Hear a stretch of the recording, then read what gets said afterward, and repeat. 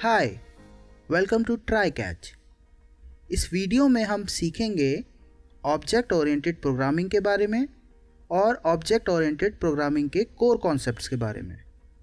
तो इस वीडियो को एंड तक ज़रूर देखें। तो चलिए शुरू करते हैं। सबसे पहला सवाल ये है कि प्रोग्रामिंग क्या है और क्यों करते हैं हम प्रोग्रामिंग। तो इसका जवाब है, जब हम किसी काम को, किसी प्रॉब्लम को या अपनी किसी ज़रूरत को कंप्यूटर्स के थ्रू करना चाहते हैं जिसका यूज़ आप डिजिटल तरीके से कर सकें, उसको पूरा करने के लिए हम मशीन यानी कंप्यूटर को अपनी भाषा में बताते हैं कि उसे करना क्या है। हम उसे इंस्ट्रक्शंस देते हैं और यही इंस्ट्रक्शंस कहलाते हैं प्रोग्रामिंग। अब इसी चीज़ को करने के कई तरीके हैं, जिसका एक तरीका है object oriented programming. Object oriented programming में हम किसी भी प्रॉब्लम को या जो भी सॉल्यूशन हम बनाने जा रहे हैं उसे हम रियल वर्ल्ड में प्रेजेंट ऑब्जेक्ट से कंपेयर करते हैं। उसके बाद हम अपनी प्रोग्रामिंग स्ट्रेटजीज, अपने लॉजिक्स उसी ऑब्जेक्ट को ध्यान में रख के करने की कोशिश करते हैं। अब ये ऑब्जेक्ट क्या है? तो एग्जाम्पल के लिए मान लीजिए मैं आपसे कहता हूँ कि आप एक कार डिज़ाइन कीजिए, तो आपके लिए वो कार एक ऑब्जेक्ट है।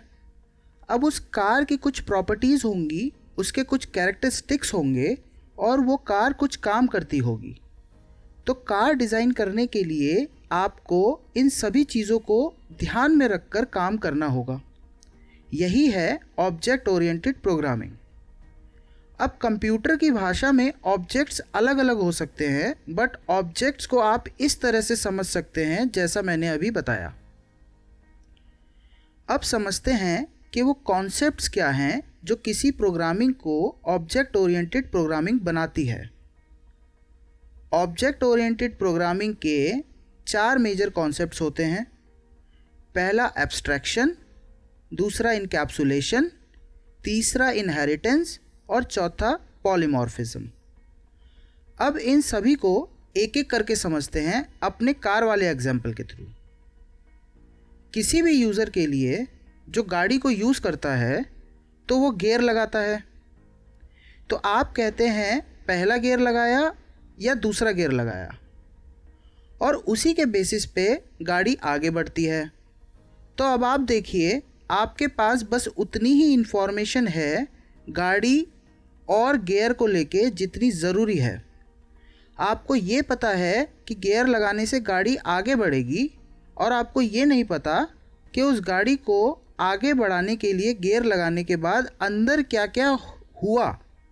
इसे कहते हैं एब्स्ट्रैक्शन, यानी इन्फॉर्मेशन को उतना ही एक्सपोज करना जितना ज़रूरी हो, एब्स्ट्रैक्शन कहलाता है। दूसरा कॉन्सेप्ट होता है इनकैप्सुलेशन। किसी भी गाड़ी के अंदर व्हील्स होते हैं, गियर होता है, सीट्स होती हैं और भी बहुत सारी चीज़ें होती हैं जो उसे कंप्लीट करके गाड़ी बनाती है, और फिर वो अपना काम करती है जो उससे रिक्वायर्ड है। इसी चीज़ को इनकैप्सुलेशन कहते हैं, यानी किसी एक ऑब्जेक्ट की मल्टीपल प्रॉपर्टीज़ को, उसके काम को एक साथ बांध के रखना इनकैप्सुलेशन कहलाता है। तीसरा कॉन्सेप्ट होता है इनहेरिटेंस। फिर हम गाड़ी वाले एग्जाम्पल को लेंगे।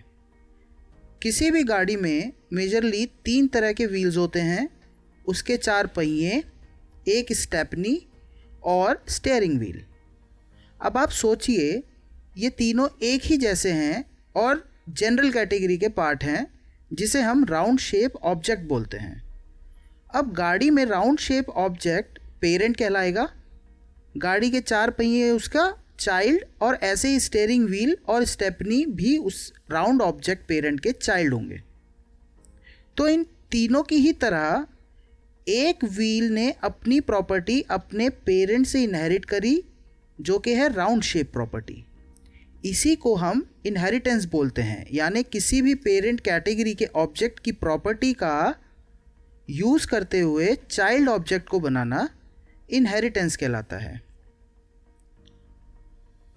अब ऑब्जेक्ट ओरिएंटेड प्रोग्रामिंग का फोर्थ मेजर कॉन्सेप्ट है पॉलीमॉर्फिज्म। चलिए इसे भी हम गाड़ी के व्हील्स के एग्जाम्पल से समझते हैं।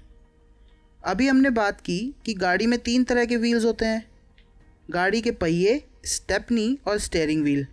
इनमें से आप पहिए और स्टीयरिंग व्हील को देखिए, दोनों को ही आप व्हील्स बोलेंगे।